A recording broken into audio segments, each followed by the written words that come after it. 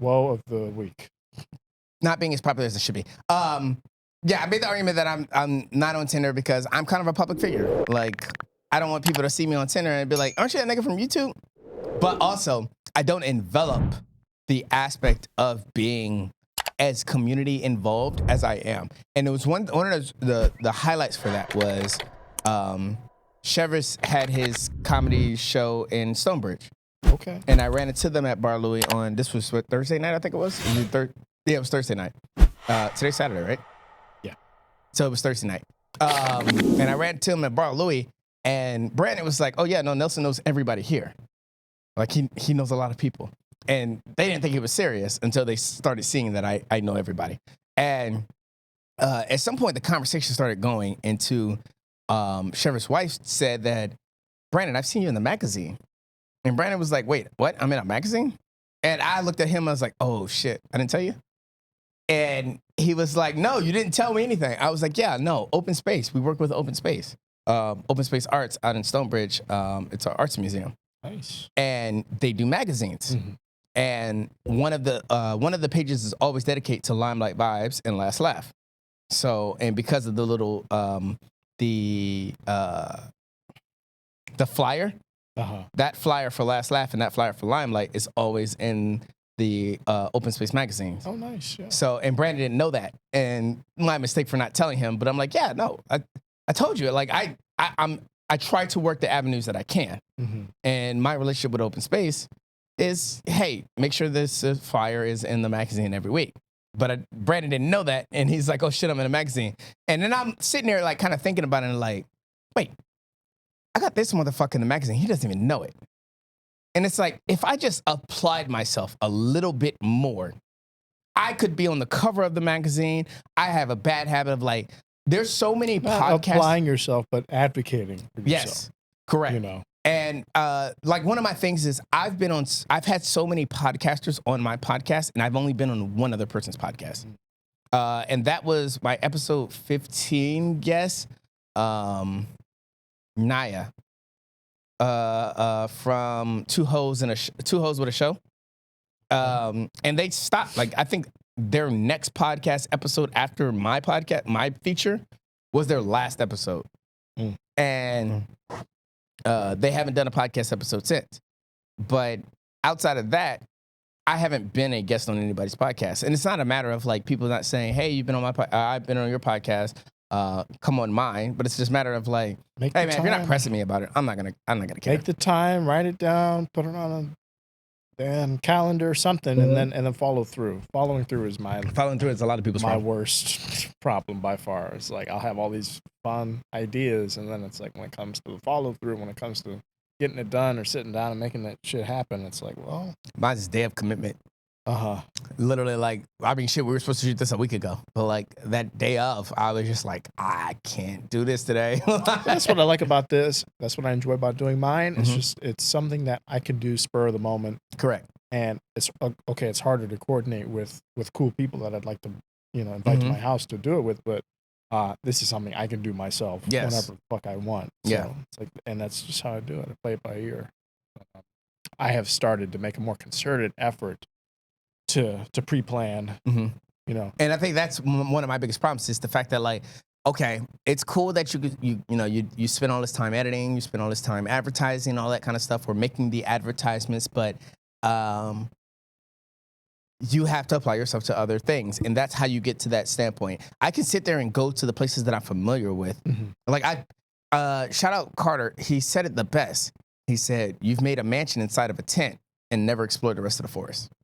And that's like my personal big problem. It's like, yes, what I've cultivated here and within Clearbrook and everything like that, the shows are doing great. The shows are getting progressively bigger and stuff like that. Shit, last week, I mean, even like me being on the inside, but me looking at the list from the first week, it's, 3 people on the list. Now we're at a point where like, okay, every week at least 8 people are signing up to do comedy, let alone Limelight Vibes, which is like the number is always increasing. The live stream views are always increasing. Where I almost hate the fact that Limelight Vibes does my best numbers on a per view level, because the live stream does my best views for a long form content, but like Last Laugh does my best views on shorts. Do you want to increase turnout for Last Laugh? Is that a conversation, or are you okay with it? It's not my show. It's not your show, but I'm asking. I'm sure you guys talk about it. Yes, but I got to figure out where Brandon wants to go with it. I don't know if he wants to make if he wants to make a feedback show, if he actually wants to make it a comedy show. Because what do you mean a feedback show? Like where people get up on stage and then other people are actively during the show giving their takes and criticism and stuff like that. I do a feedback thing every week. Yeah, it's a little more structured because that's hard to do. That's hard to do and keep it within a good time, you know, and also to cut people off because people get to talking about whatever the fuck they think is right. And shut the fuck up at a certain point. But no, I do one of those, and then I do a regular mic every other week. I'm doing one on Monday, taking over for M. Fisk because she broke both her feet in like a week's time. Like, it's crazy. Oh, she broke one and then she broke the other. And then she broke That's the other. Crazy. Yeah, no, she broke the other because she was on a crutch and then slipped and slammed her foot. Yeah, it's kind of like, holy shit. I'm not laughing at her. I'm laughing. No, with the her. situation is terrible. I was just talking to her before this. I was texting her. She just got out of the fucking hospital. But, Jesus Christ. No, I'd be happy to give, because I mean Brandon doesn't need pointers, but the mic I do the feedback at, we started that just a few months ago, and we went from having like 8 to 10 signups now to 20. But do you do it at a place that sells food and alcohol? What's that? Do you do it at a place that sells food and alcohol? Sort of. It's like a bodega type of thing with a basement lounge. So it's not even like a restaurant, And people will come out, especially if they know it's BYOB and everything, But that's all about, just like you're saying, self-advocacy. Correct. Right? Put the word out. I argue that Limelight Vibes is different. Limelight Vibes, I am the forefront. I am the Russell Simmons of Limelight. And that's why I started doing that thing. As much as me and Penrose Eames probably had a bad falling out, I will give him credit for giving me one of the best pieces of advice, which was, hey, if Limelight Vibes is your show, you need to make your face known out there.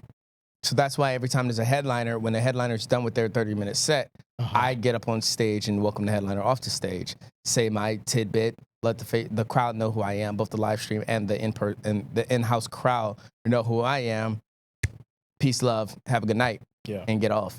But it's just a matter of like, for what I'm cultivating so much, and I don't want to be the face of Limelight Vibes, but I'm not the face of Limelight Vibes. I don't want to be the face of YCC. I want you to see YCC first and then see me after. But I want you to see me and think YCC Entertainment. Now, I don't want you to see me and then think, I don't want you to see YCC Entertainment and think me, but I want you to see YCC Entertainment and think, we'll figure it out. These are all the things. We'll figure out the messaging. But no, I want people to know me. And people see me and they say, where do I know you from? Yeah. That shit is annoying.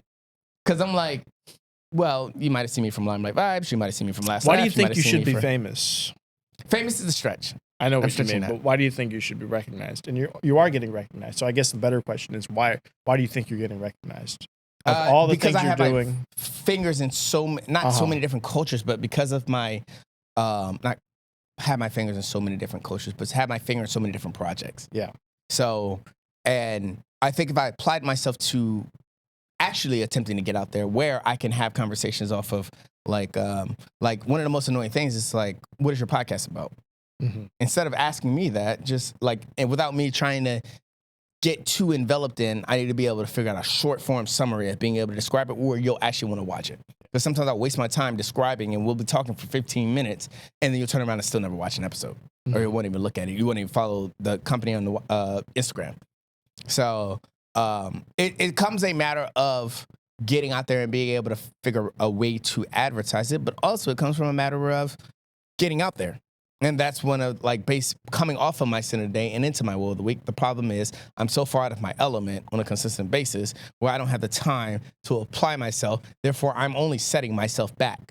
How many other people's events do you go to? I don't. Unless I'm involved with it, my problem is I don't go to other people's shows. And that's one of the things I'm trying to change. Change that as soon as you do. I mean, you have business cards, I imagine, right? I mean, or, just give somebody a link to your shit. Get out there, do some grassroots and that's advertising for yourself. Agree. That's my problem. Is if I actually applied myself, I would be more famous than I am. Mm-hmm. And I'm not saying like I'm killing the game like fucking XQC on YouTube, but or Kai Cenat or something like that. But I would be more famous than I am if I actually got out there and did better networking, going to other people's events, going to other spaces, just showing up. Yeah, just show up, shake hands, tell them what a great job they did, rub elbows, and then, they'll reach out or you'll be able to reach out at a later date, set something up. That's what I've learned. That's been my biggest lesson over the last year or so of doing comedy, because I started the podcast in a vacuum during the pandemic with my buddy. We were both working at the same grocery store. Shout out Lorenzo Taylor. Shout out Lorenzo. He's great. We both worked together at this dead end job, and I had all this music equipment that I figured it'd be fun to try a podcast with, and that's what we did. But we didn't know how to advertise it, how to market it, how to do much of anything with it, because we weren't the type of guys to be going to events or going to show and meeting people interesting enough to come on it and cause there to be a reason to give a shit about our product. But then doing comedy, doing stand-up has allowed us or facilitated a way to meet these types of people and that bring them on our show and make our show better for it. Yeah. And I think that's one of the things that like I highlight off of, but I don't highlight off of, is like it's nice having people like with podcast formalities in a sense. You, Glenn, shout out Zion, shout out Nothing But Discussion, like people who have their own podcasts and they understand the platforming process and stuff like that, or people that are just really good at networking. But then because of my podcast premise, more or less, sometimes I may take a person that's never been on video before, ever.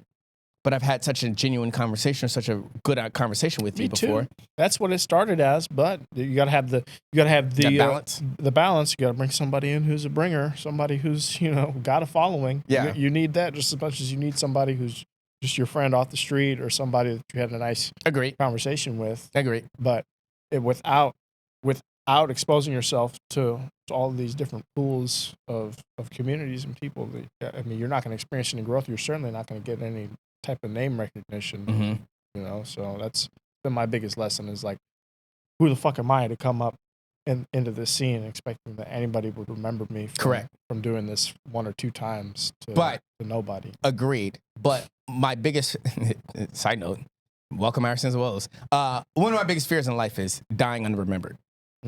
Shout out to my non-existent biological father, but because of my abandonment issues, one of my biggest things is like, I just want to be remembered when I die. So, but how can I be mad about something like that if I don't really apply? Yeah. So that's one of the things. It's like, that's why it's the will of the week, is because, yes, sure, I can sit there and say, I should be more famous than this. But in the hindsight of that, it's not in a sense of acknowledgement like, I've done enough to be more famous. It's like, no, I'm not doing enough to be where I can if I actually did the work. Well, what is fame? Fame is recognition, right? Correct. And what is to be recognized?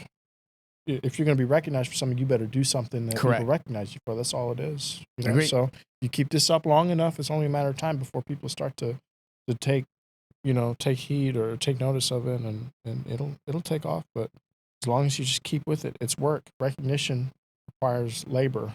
I agree. You're not going to get recognized for some shit that you didn't work for. I agree. Unless it's just one crazy viral moment. I hate that. I want viral to be the consistent engagement. Yeah. Yeah. I don't want one time viral. You got 100,000 views on that, but your average view count is 1,000.